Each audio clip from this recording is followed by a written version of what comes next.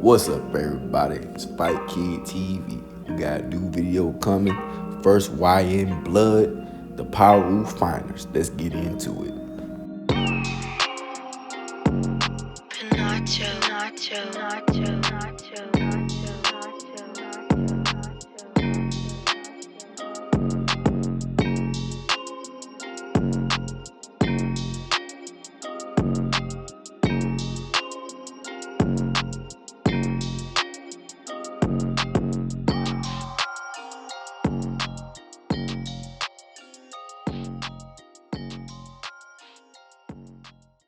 The war stories. In this episode, I'll be discussing life of OG Puddin. Sylvester Scott was born on November 13th, 1954, in Los Angeles, California, where him and his family resided on 115th Street between Compton Avenue and Wilmington, in very close proximity to the Nickerson Gardens, a current bounty hunter Watts gang stronghold.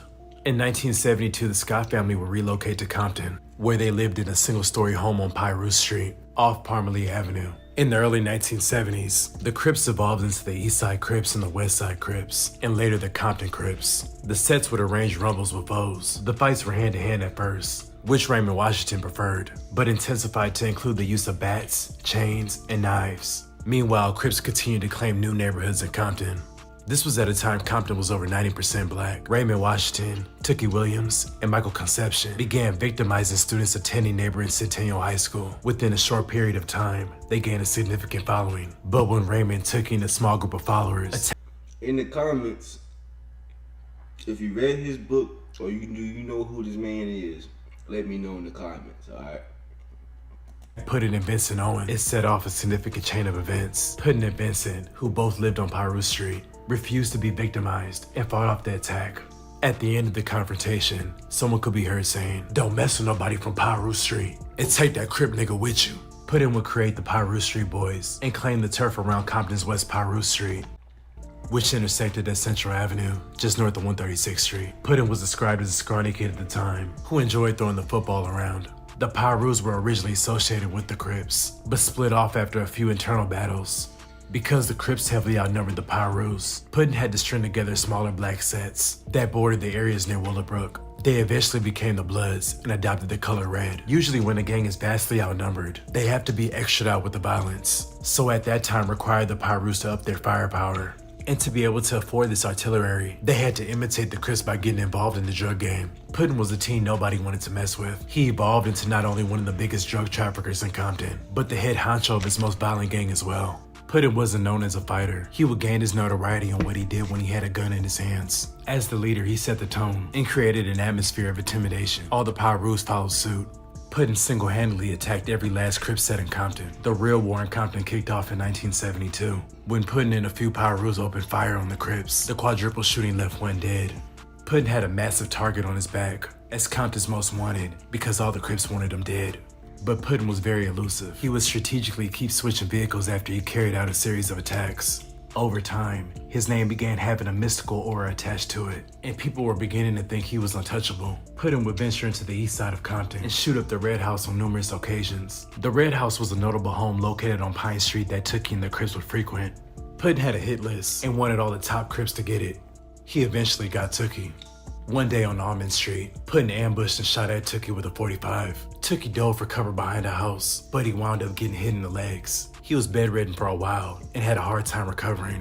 When Tam was killed by Crips in 1975, this set Puddin into a frenzy. Tam was like a brother to Puddin. Puddin would go on a rampage and wanted all the Crips to feel it. Crips were getting shot in the legs, ass, ankle, and feet.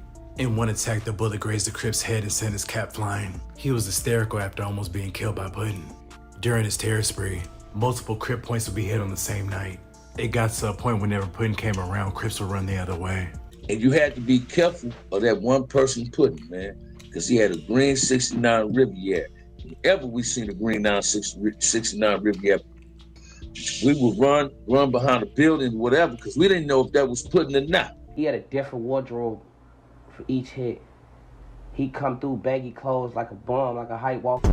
This a known killer on phone them. He up that bitch on phone them. The nigga up that bitch in my face, on my son, and the gun jam, As he started trying to kill my for OBD, he started popping up on niggas full court blitz, 30 days, 30 nights.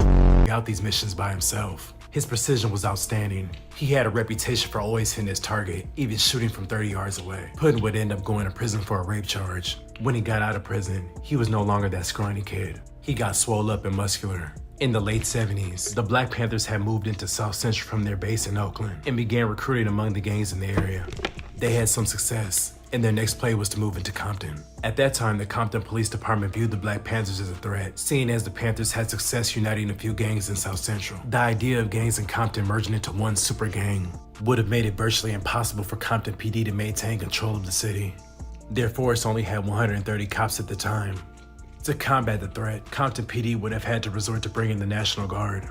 So a few officers from Compton PD and Puddin made a deal that if the Pirus kept the Panthers out of Compton, they would back off Puddin in his drug trade operation. The deal worked, and the Panthers were never able to get a foothold in Compton. In 1987, Puddin would be arrested and later convicted of selling cocaine to an undercover police officer. He would serve his time in the Chino State Prison. In 1991, Puddin and more than a dozen other drug dealers testified against 6 LA narcotic officers accused of beating drug dealers, stealing money from some of them, and planting cocaine on others. According to federal prosecutors, the narcotics officers planted a plastic bag containing 118 grams of cocaine in Puddin's car and arrested him on drug charges. Puddin told the FBI and the grand jury that $16,000 that he kept in a paper bag was missing after deputies searched his mother's home, though he said he never reported the theft because the cash came from drug sales. When Puddin got out of prison, he got into a relationship with Joelle, also known as the First Lady of Death Row. Things were hot and heavy at first, but they eventually went through a rough patch that reached a boiling point when Joelle shot Puddin in the chest. Joelle would claim self-defense, saying that Puddin was physically abusing her and was jealous of her success with Death Row. But others seemed to think her statement was slightly fabricated, as Puddin was known to be a ladies' man, and he was constantly dealing with various women, which could have been a motive to initiate a domestic issue. Puddin was described as rocking a full afro, intelligent, and clean-cut features. He could have gone to a university, but instead he was among the most dangerous criminals, and arguably the most dangerous city in America at the time. In 2006, Puddin would die of health complications, stemming from his gunshot wound in the 90s. He was 51 years old. Puddin would set the blueprint and made the Pirus what it is today. All I'ma really say real fast is if we had them type of niggas and with the right type of people around them, the world would be a different place.